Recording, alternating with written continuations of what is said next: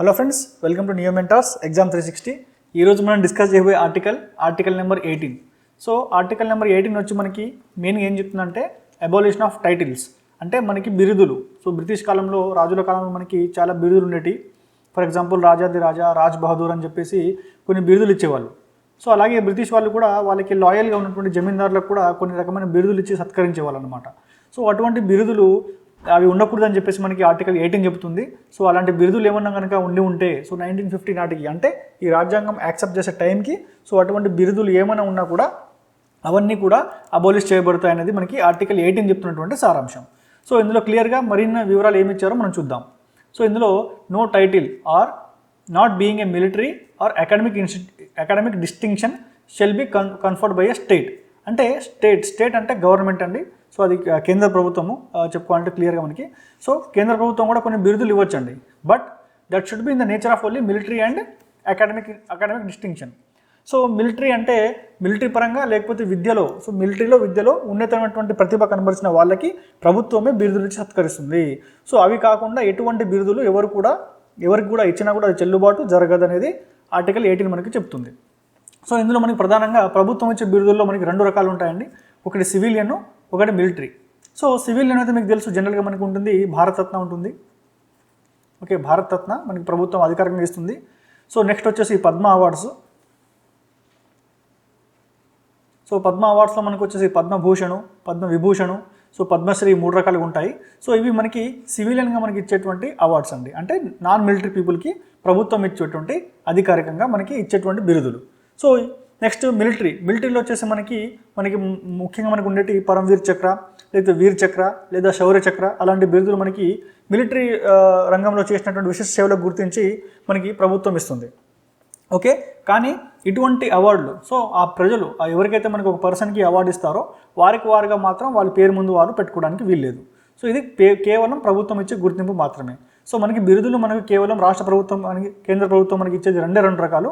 So అవి కూడా మనకి ఒకటి మిలిటరీలో, ఒకటి అకాడమిక్లో మాత్రమే మనకి ప్రభుత్వం ఇస్తుంది. Next, no citizen of India shall accept any title from any foreign state.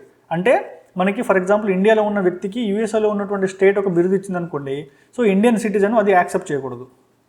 So ఒక ఫారిన్ స్టేట్ ఇండియాలో ఉన్న వ్యక్తికి ఏదైనా బిరుదు ఇస్తే, సో ఒక Indian citizen of India shall accept any title. అంటే ఒక ఇండియన్ ఫారెన్ వాళ్ళు ఇచ్చే టైటిల్ ఏదన్నా కూడా ఒక ఇండియన్ యాక్సెప్ట్ చేయకూడదు. నెక్స్ట్ వచ్చేసి no person who is not a citizen of India shall accept without the consent of president any title from any foreign state. అంటే who is not a citizen of India, okay, ఒకవేళ కనుక అతను మన భారతదేశంలో ఉండి మన president permission లేకుండా అతను ఏ విధమైనటువంటి ఒక టైటిల్ని కానీ లేకపోతే ఒక బిరుదుని కానీ అతను యాక్సెప్ట్ చేయకూడదు. ఒకవేళ యాక్సెప్ట్ చేయాలి అనుకుంటే మనకి తప్పనిసరిగా ప్రెసిడెంట్ యొక్క పర్మిషన్ కావాలి. సో మనకి పూర్తి సారాంశంగా చెప్పుకోవాలంటే ఆర్టికల్ 18 వచ్చి మనకి అబాలిషన్ ఆఫ్ టైటిల్స్, ఈ బిరుదులను మనకి రద్దుపరిచేటి ఈ ఆర్టికల్ 18లో ఉన్నాయని మనం చెప్పుకోవచ్చు. సో నెక్స్ట్ వచ్చి ఆర్టికల్ 19 ఉంది. సో ఇది చాలా మోస్ట్ ఇంపార్టెంట్ ఆర్టికల్ మనకి ఉన్న ఆర్టికల్స్లో, ఎందుకంటే it speaks about the freedom for speech and expression, అంటే భావ ప్రకటన స్వేచ్ఛ. సో ఇది చాలా కీలకం అండి. సో మనం ప్రజాస్వామ్యం కదా, India is a democracy, right? So ఈ డెమోక్రసీలో ప్రతి ఒక్కరికి వారి యొక్క స్పీచ్, అంటే వాళ్ళ భావ వ్యక్తీకరణటువంటి స్వేచ్ఛ ఉంటుంది. సో వారు ఏ విధంగా అంటే 10 రకాలుగా వాళ్ళ ఒక భావాన్ని వాళ్ళు వివరించుకోవచ్చు. సో అది న్యూస్ పేపర్ అయితే కానీ, లేకపోతే పాటల రూపంలో కానీ, లేకపోతే మాటల రూపంలో కానీ, లేకపోతే సినిమాటిక్ ఎక్స్ప్రెషన్ రూపంలో కానీ, సో ఎటువంటి రకమైనటువంటి వాళ్ళ స్పీచ్ని కానీ, వాళ్ళ భావాన్ని, వాళ్ళ మైండ్లో ఏమనుకుంటుందో అది వారు మాట్లాడే హక్కు వాళ్ళకి రాజ్యాంగం కల్పించింది అండర్ ఆర్టికల్ నెంబర్ 19. సో అటువంటి స్పీచ్ని ప్రభుత్వం రెస్ట్రిక్ట్ చేయడానికి వీల్లేదు, ఎందుకంటే ఇది ఒక మౌలిక హక్కు ఆర్టికల్ 19లో. సో మనకి ఫస్ట్ మౌలిక హక్కులో మనకి చెప్పేది ఏంటంటే right to freedom of speech and expression. Okay, ఇందులో మనకి మెయిన్గా first freedom of speech and expression ఒక పార్ట్. నెక్స్ట్ ఏంటంటే దీనిలోనే అసెంబుల్ పీస్ఫుల్లీ వితౌట్ ఆర్మ్స్, అంటే ఆయుధాలు లేకుండా ఒక దగ్గర మనము గుంపుగా ఉండవచ్చు. సో ఆయుధాలు కలిగి ఉంటే మాత్రము మనకి స్టేట్ మనకి యాక్షన్ తీసుకుంటుంది. ఫర్ ఎగ్జాంపుల్ రాజకీయ సభలు పెట్టుకోవచ్చు, లేకపోతే మనకి ఇతరత్ర ఏమైనా సంతాప సభలు. సో ఎటువంటి సభలు కూడా మనము ఆయుధాలు లేకుండా అటువంటి సభలని మనం ఖచ్చితంగా మనం పెట్టుకునే అవకాశం అయితే మనకి ఆర్టికల్ 19 మనకి ఇస్తుంది. సో ఇక్కడ అదే చెప్పారండి, assemble peacefully without arms. Next వచ్చి ఫార్మ్ అసోసియేషన్ ఆర్ యూనియన్స్, అంటే యూనియన్ కానీ లేకపోతే ఒక అసోసియేషన్ కానీ మనం ఫామ్ చేసుకోవచ్చు, అది ఒక రైట్. నెక్స్ట్ వచ్చి move freely throughout the territory of India, అంటే మీరు మన భారతదేశంలోని ఏదైనా ప్రదేశానికి మీరు ఫ్రీగా వెళ్ళవచ్చు, మీకు ఏ రాష్ట్రం కూడా మీరు మా రాష్ట్రంలో రావడానికి వీలు లేదని చెప్పి రెస్ట్రిక్షన్స్ మీ మీద విధించలేవు. సో నెక్స్ట్ వచ్చి to reside and settle in any part of the territory, అంటే మీరు బ్రతకాలనుకుంటే ఎక్కడి నుంచైనా వెళ్ళి మన భారతదేశంలో ఏ ప్రదేశంలోనైనా మీరు బతకవచ్చు. ఫర్ ఎగ్జాంపుల్ బీహార్ అతను వచ్చి తెలంగాణలో ఉండవచ్చు, తెలంగాణ అతను వాళ్ళు ఏపీలో ఉండవచ్చు, సో ఏపీ పర్సన్ వెళ్ళి యూపీలో ఉండవచ్చు. సో ఇలాగా మీరు బ్రతకాలి అనుకుంటే మీరు ఎక్కడన్నా మన భారతదేశంలో మీరు ఫ్రీగా తిరగవచ్చు, మీకు ఎటువంటి రెస్ట్రిక్షన్స్ అనేది ఉండవు. సో అటువంటి రెస్ట్రిక్షన్స్ ఏమైనా ఉంటే కనుక అది చెల్లదు, అదే మనకి ఆర్టికల్ 19 చెప్తుంది. సో నెక్స్ట్ వచ్చి to practise any profession or to carry any occupation or trade or business, అంటే మీకు నచ్చిన ప్రొఫెషన్ మీరు క్యారీ చేసుకోవచ్చు, అంటే మీరు నచ్చిన రంగాల్లో మీరు ఉండవచ్చు, మీరు డాక్టర్ అవ్వాలనుకుంటే డాక్టర్ అవ్వచ్చు, మీరు లాయర్ అంటే లాయర్ అవ్వచ్చు. సో దాని మీద ప్రభుత్వం ఎటువంటి నిబంధనలు కానీ లేకపోతే మీకు ఏమన్నా మీకు రాకుండా మీకు ఇబ్బందులు పెట్టే కానీ ప్రయత్నం కానీ ప్రభుత్వం చేయకూడదు. అంటే అలాగే మీకు నచ్చిన వృత్తి కూడా మీరు చేసుకోవచ్చు, మీకు నచ్చిన బిజినెస్ కూడా మీరు చేసుకోవచ్చు అనేది మనకి ఈ ఆర్టికల్ 19 చెబుతుంది. So right to freedom of speech and expression అన్నప్పుడు వాటి కింద ఇవన్నీ బై డిఫాల్ట్గా కవర్ అవుతాయి. సో ఇవన్నీ కూడా మనకి ఆర్టికల్ 19లో చాలా క్లియర్గా మనకి ఇక్కడ ఎక్స్ప్లెయిన్ చేయడం అయితే జరిగింది. సో నెక్స్ట్ వచ్చి ఆర్టికల్ నెంబర్ 20 అండి. సో ఆర్టికల్ నెంబర్ 20 మనకి ఏం చెప్తుంది, ఇక్కడ protection in respect to conviction of offences, అంటే protection in respect of conviction for offences, అంటే ఇది అరెస్ట్. సో మనకి అరెస్ట్ గురించి మనకు చెప్తుంది. సో కన్విక్షన్ అంటే ముద్దాయిగా మీరు ఎప్పుడు పరిగణించబడతారనేది దానికి మనకి ఆర్టికల్ నెంబర్ 20 చెప్తుంది. సో ఇందులో ఏం చెప్తుందంటే a person shall not be punished except for violation of law in the force at the time of the commission of the act, అంటే ఆ టైంలో ఒక చట్టం చేశారనుకోండి. ఫర్ ఎగ్జాంపుల్ 2002లో ఒక చట్టం చేశారు, 2022లో ఫర్ ఎగ్జాంపుల్ ఏదన్నా ఫర్ ఎగ్జాంపుల్ మనీ లాండరింగ్ తీసుకోండి. ఓకే, మనీ లాండరింగ్ చట్టం చేశారనుకోండి. మనీ లాండరింగ్ అంటే అక్రమంగా డబ్బు సంపాదించే దాని మీద ఒక చట్టం చేశారనుకోండి. ఇలా ఎవరైనా మనీ లాండరింగ్ కనుక చేస్తే వారికి 5 సంవత్సరాలు జైలు శిక్ష అని చెప్పేసి మనకి 2022లో ఫర్ ఎగ్జాంపుల్గా చట్టం చేశారని మనం అనుకుందాము. అయితే ఎవరైనా ఒక వ్యక్తి 2021లో కనుక ఈ యాక్ట్ కనుక చేసినట్టయితే అతనికి ఈ చట్టం అనేది వర్తించదు. ఎందుకంటే ఈ చట్టం 2022లో చేశారు కాబట్టి 2022 తర్వాత చేసినటువంటి అఫెన్సెస్కి మాత్రమే ఇది అప్లికబుల్ అవుతుంది.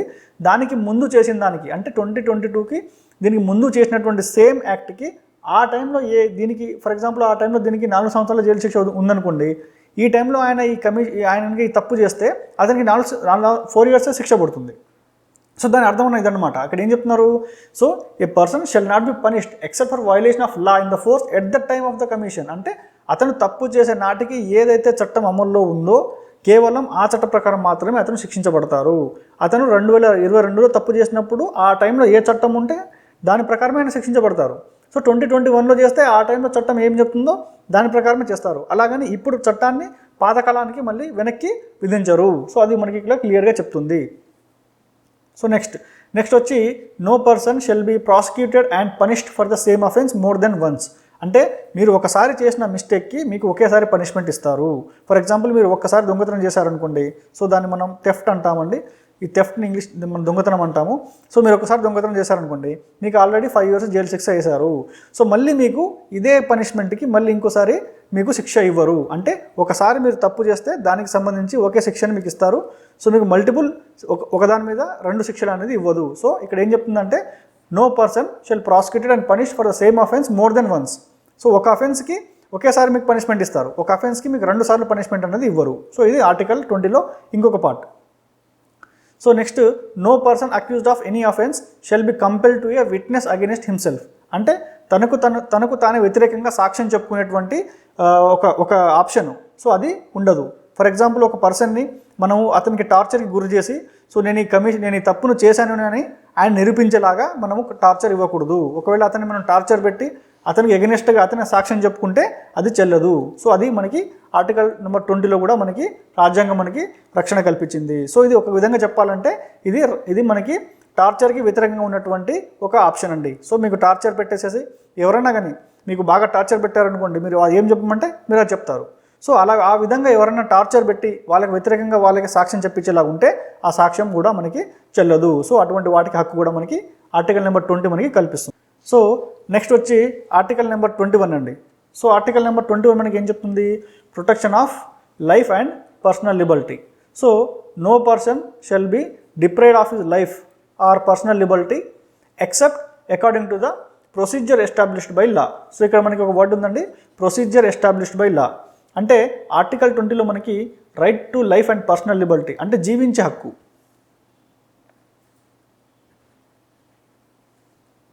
జీవించే హక్కు మరియు పర్సనల్ లిబర్టీ అంటే మనకి స్వేచ్ఛ, జీవించే హక్కును మరియు స్వేచ్ఛని మనకి ఆర్టికల్ నెంబర్ 21 ఇస్తుందండి. సో మనకి ఉన్న అన్ని మౌలిక హక్కుల్లో ద మోస్ట్ ఇంపార్టెంట్ మౌలిక హక్కు అంటే ఫండమెంటల్ రైట్ ఏదైనా ఉందంటే అది ఆర్టికల్ నెంబర్ 21 అని మనం చెప్పుకోవచ్చు.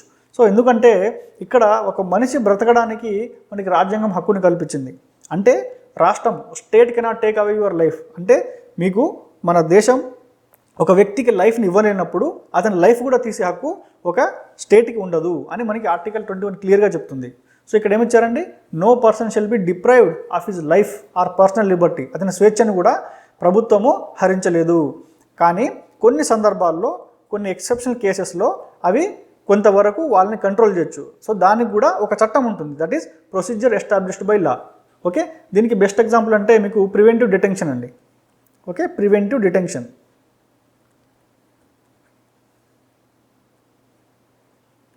ఓకే, దీన్ని మనం ప్రివెంటివ్ డిటెన్షన్ అంటాము. ఈ ప్రొసీజర్ ఎస్టాబ్లిష్డ్ బై లా అంటే కొన్ని సందర్భాల్లో మాత్రం ఈ స్వేచ్ఛని ప్రభుత్వం హరించే అధికారం ఉంది. సో దాన్ని మనం ప్రివెంటివ్ డిటెన్షన్ అంటాం. దీన్ని మనం ముందస్తు అరెస్ట్ అని కూడా అంటాము. ఫర్ ఎగ్జాంపుల్ మీ వల్ల సమాజానికి ఏదైనా థ్రెట్ ఉంది, మీ వల్ల హాని ఉందని కనుక ప్రభుత్వం కనుక అనుకుంటే మిమ్మల్ని మీరు అఫెన్స్ కమిట్ చేయడానికి ముందే మిమ్మల్ని తీసుకెళ్ళి ఒక సపరేట్లో ఒక నిర్బంధంలో మిమ్మల్ని ఉంచవచ్చు. సో దీన్ని మనం ప్రివెంటివ్ డిటెన్షన్ అని అంటాము. సో మనకి 1975 టైంలో ఇందిరాగాంధీ సో దీని ఆప్షన్ పెట్టుకుని కొంతమందిని ప్రివెంటివ్ డిటెన్షన్లో ఆమె పెట్టించారు. కాకపోతే దీనికి ఒక చట్టం ఉంటుంది. సో ఆ టైంలో ప్రభుత్వానికి ఏది తోస్తే అది చేయలేదండి. సో ఈ ప్రివెంటివ్ డిటెన్షన్కి కొన్ని చట్టం ఉంటుంది. ఆ చట్టంలో మనకి క్లియర్గా వీళ్ళకి ఎన్ని రోజులు ప్రివెంటివ్ డిటెన్షన్లో పెట్టాలి, సో ఆ పెట్టాలంటే వాళ్ళ కండిషన్స్ ఏంటిది, సో వీళ్ళ వ్యక్తులకి మనం ఒక లాయర్లని ఇచ్చే అధికారం ఉంటుంది. సో వీళ్ళు కోర్టుకి వెళ్ళే అవకాశం కూడా ఉంటుంది. సో వీళ్ళకి అన్ని ఆప్షన్స్ కూడా ఇస్తారండి. సో ఆ ప్రివెంటివ్ డిటెన్షన్ వీళ్ళకి చేసింది ముందస్తు అరెస్ట్ అనేది న్యాయమా కాదా, సో అది కూడా మనకి కోర్టు క్లియర్గా పరిశీలిస్తుంది. సో ఆ ప్రివెంటివ్ డిటెన్షన్లో అంటే ముందస్తు అరెస్ట్లో ఉన్నటువంటి వ్యక్తికి లాయర్ని కల్పించే సదుపాయము, అతనికి కోర్టుకు వెళ్ళే సదుపాయము అన్నీ కూడా మనం ఈ చట్టంలో క్లియర్గా పొందుపరిచి ఉంటాము. సో కొన్ని ఎక్సెప్షనల్ కేసులో మాత్రమే మనకి మన ఒక ప్రభుత్వం మన గవర్నమెంట్ సో మన ఒక పర్సనల్ లిబర్టీని అంటే మన పర్సనల్ లిబర్టీ అంటే మన హక్కుని మన స్వేచ్ఛని కూడా ప్రభుత్వం కంట్రోల్ చేయొచ్చు. కానీ అది కూడా కేవలం చట్ట ప్రకారం మాత్రమే జరగాలన్నది మనకి ఆర్టికల్ నెంబర్ 21 మనకి చెప్తుంది. సో నెక్స్ట్ వచ్చి ఆర్టికల్ నెంబర్ 21A అండి. సో ఆర్టికల్ నెంబర్ 21Aలో మనకి మెయిన్గా వచ్చేసి ఏముందంటే right to education. So state shall provide free and compulsory education to all childrens of the age 6 to 14 years. అంటే 6 years నుంచి 14 years వరకు ఉన్న ఏ ఒక్క చైల్డ్ అంటే ఏ ఒక్క ఒక శిశువును అంటే ఏ ఒక్క విద్యార్థి కూడా ఈ 6 to 14 years ఏజ్ గ్యాప్లో వీళ్ళకి కంపల్సరీ ఎడ్యుకేషన్ ఇవ్వాలి. సో దీన్నే మనము ఆర్టీ యాక్ట్ అంటామండి. దీన్నే మనం తెలుగులో విద్యా హక్కు చట్టం అంటాము. ఓకే, దీన్ని మనం తెలుగులో విద్యా హక్కు చట్టం అంటాము. అయితే ఈ ఆర్టికల్ 21A అన్నది ఇంతకుముందు యాక్చువల్గా మనకి డిపిఎస్పిలో ఉండేది. అంటే ఆదేశిక సూత్రాల్లో దీన్ని చేర్చబడి ఉంది. సో అందరికీ చదువు అందించాలనే ఉద్దేశము ఆ టైంలో మన ప్రభుత్వం దగ్గర ఎనఫ్ రిసోర్సెస్ ఉండేది కాదు. అంటే అంత డబ్బు కానీ లేకపోతే అన్ని పాఠశాలలు కానీ ఉండేవి కాదు. కాబట్టి ఫ్యూచర్లో దీన్ని అమలు చేయాలనే ఉద్దేశంతో దీన్ని అప్పుడు మనకు ఆదేశిక సూత్రాల్లో మనకి పెట్టారు. సో ఆదేశిక సూత్రాల గురించి మీకు ఆల్రెడీ నేను చెప్పాను. ఆదేశిక సూత్రాలు అంటే ప్రభుత్వానికి మనం ఇచ్చే కొన్ని గైడ్లైన్స్. సో ప్రభుత్వం ఆ గైడ్లైన్స్ ఫాలో అవ్వాలి. అయితే 2002లో అండి మొట్టమొదటిసారిగా 2002లో ఈ సుప్రీంకోర్టు ముందుకు వచ్చినప్పుడు సుప్రీంకోర్టు దీని మీద ఒక కీలకమైన వ్యాఖ్య చేసింది. అదేమిటంటే స్వాతంత్రం వచ్చి దగ్గర అప్పటికే మనకి మోర్ దెన్ 60 to 70 years అయినప్పటికీ కూడా ఓకే స్టిల్ మనము ఈ 6 to 14 years అంటే వీళ్ళకి అందరికీ మనకి విద్య ఇవ్వడం సాధ్యం కాదా? సో ఈ 60 to 70 yearsలో మనం ఇంత అభివృద్ధి చెందినప్పుడు దీన్ని మౌలిక హక్కుగా ఎందుకు ఇవ్వలేము అని చెప్పి ప్రభుత్వాన్ని సూటిగా ప్రశ్నించింది. సో ఆ టైంలో ఉన్నటువంటి అప్పుడు వాజ్పేయి గారు దీనికి రెస్పాండ్ అయ్యి దాన్ని ఆదేశిక సూత్రాలను తీసేసి మనల్ని దీన్ని ఒక హక్కుగా మనకి కల్పించారండి. సో అప్పుడు ఆయన తెచ్చిందే విద్యా హక్కు చట్టము. సో ఆర్టీ యాక్ట్ అనేది మనకి 2002లో మనకి వాజ్పేయి గారు తీసుకొచ్చారు. సో దాని కింద ఆయన చేసిందంటే ప్రజెంట్ మన దేశానికి ఉన్న రిసోర్సెస్ సో మనకున్న వనరులను మనకి దృష్టిలో ఉంచుకొని అందరికీ చదువు ఉచితంగా ఇవ్వడం అనేది సాధ్యపడదు. కాబట్టి అట్లీస్ట్ మనం ప్రైమరీ ఎడ్యుకేషన్ అన్నా మన ప్రభుత్వం మేము తీసుకుంటాము యాజ్ ఎ లీగల్ రైట్గా ఒక హక్కుగా మన సిటిజన్స్కి మనం కల్పించాలని చెప్పి ఉద్దేశంతో ఈ 6 to 14 years వాళ్ళకి మాత్రము మనకి ఫ్రీ అండ్ కంపల్సరీ ఎడ్యుకేషన్ ఇస్తామని చెప్పి అప్పుడు ప్రభుత్వం ఒప్పుకోవడము, దాని తర్వాత మనకి రాజ్యాంగ సవరణ చేసి దాన్ని ఆర్టికల్ నెంబర్ 21A కూడా దాన్ని పెట్టడం జరిగింది. సో అలా వచ్చింది మనకి ఫ్రీ అండ్ కంపల్సరీ ఎడ్యుకేషన్. అంటే మీ యొక్క హక్కును అండ్ మీరు చదువుకునేటువంటి హక్కును మన దేశమే మీకు మన స్టేట్ మీకు కల్పిస్తుంది. సో అదేవిధంగా ఆ టైంలో ఇంకొక డ్యూటీని కూడా చేర్చడం జరిగిందండి. సో దీనికి కాంప్లిమెంటరీగానే మనకి కొన్ని డ్యూటీస్ ఉంటాయి కదండి, ఫండమెంటల్ డ్యూటీస్. అందులో ఒక డ్యూటీని కూడా యాడ్ చేశారండి. ఆ డ్యూటీ వచ్చేసి మనకి మెయిన్గా పేరెంట్స్కి లేదా వాళ్ళ వార్డ్స్కి, అంటే ఆ పిల్లల సంరక్షకులు ఎవరైతే ఉంటారో వాళ్ళకు డ్యూటీ కూడా మనకి ఇవ్వడం జరిగింది. సో వాళ్ళ డ్యూటీ ఏమిటంటే వాళ్ళ పిల్లలు కానీ వాళ్ళ సంరక్షణలు ఎవరైనా ఉన్నా కూడా వాళ్ళ పిల్లల్ని కంపల్సరీగా చదువు చెప్పించాలనేటువంటి ఒక డ్యూటీ మనకి ఇచ్చారండి. దాన్ని మనము ఫండమెంటల్ డ్యూటీస్ అని కూడా అంటాము. సో ఆ ఫండమెంటల్ డ్యూటీలో ఒక డ్యూటీని చేర్చి ఆ ఆదేశిక సూత్రాలు ఉన్నటువంటి అందరికీ విద్య అనే దాన్ని 6 to 14 years వరకు ప్రభుత్వం ఫ్రీగా ఇస్తుందని దాన్ని ఒక మౌలిక హక్కుగా మనకి కల్పించారు.